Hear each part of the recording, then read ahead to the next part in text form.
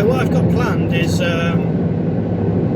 have videos based on cinematography that I'm going to be doing bits of basic drawing just to kind of talk about the placement of the camera and one shots. I quite like one-ers, and that's going to be a series that I start soon because I've got the footage ready, I'm making notes, and I'm keen to get that started.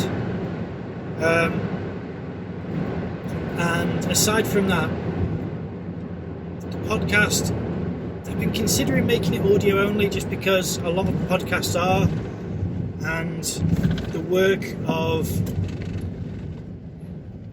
the footage and the the visual inserts that I try to do. So I always try to make video or photographs, not make, but I try to collect videos and photographs as references for each episode.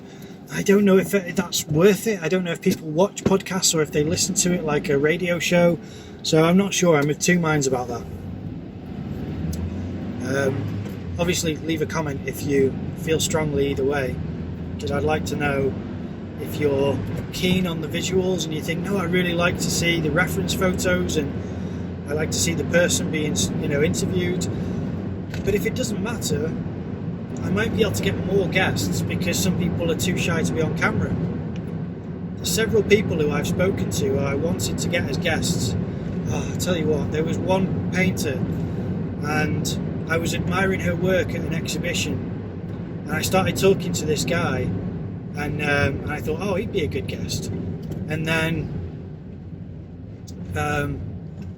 after kind of, negotiating with him about him being a guest, I asked him about this other person's work and I said, oh, I love this woman's work here. And he said, oh, she's over there. So I was like, flipping heck, right, I've got to ask her to be on the podcast. And he told me she was really shy, and she was, but I tried to kind of ease her concerns about it, saying, it's not a big pressure thing. It wouldn't be posted if you weren't happy with it, and it's only certain questions that I can post to you, send to you beforehand so that you can prepare. But she wouldn't want to do it. It's just sad because I absolutely love her work and I would love to, showcase her work. Not that she needs it, but just to kind of share that with you guys because it's absolutely beautiful artwork. But I'm not going to do that, and I'm not going to name her just in case she's doesn't appreciate it. Maybe she doesn't want to be named. But yeah, phenomenal artist, would have been a great guest. And the guy that I spoke to, great artist, but doesn't apparently seem to be keen on being a guest either, because I've sent him an email and he's not received it or he's not responded. I've reached out to an organisation that's a big deal art organisation in North Wales and tried to get them to be associated with it, and that fell through. I think I might have spoken about this last time.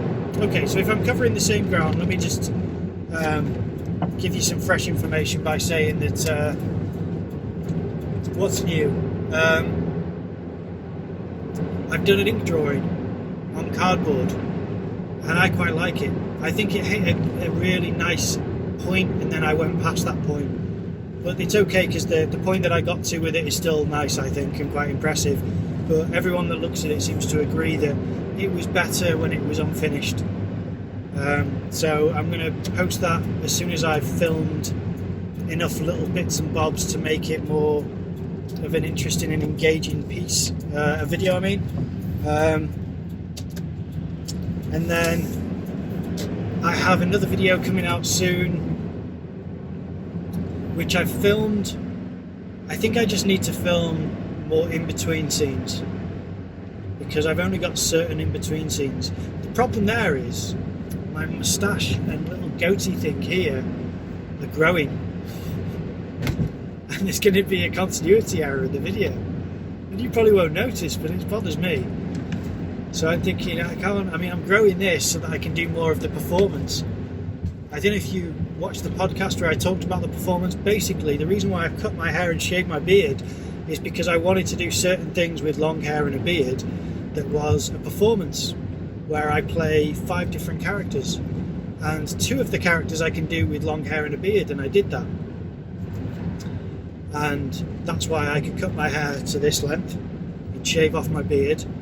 And then when I did that, I started to grow this moustache and goatee, and ready to play another character, and then I'm going to shave that off to play another character, and then I'm going to cut my hair more to play another character, and they'll be all 5. God, I know it doesn't sound interesting, but the first 2, it's worked out great. Looks really good. There's no audio yet, but the visuals are great.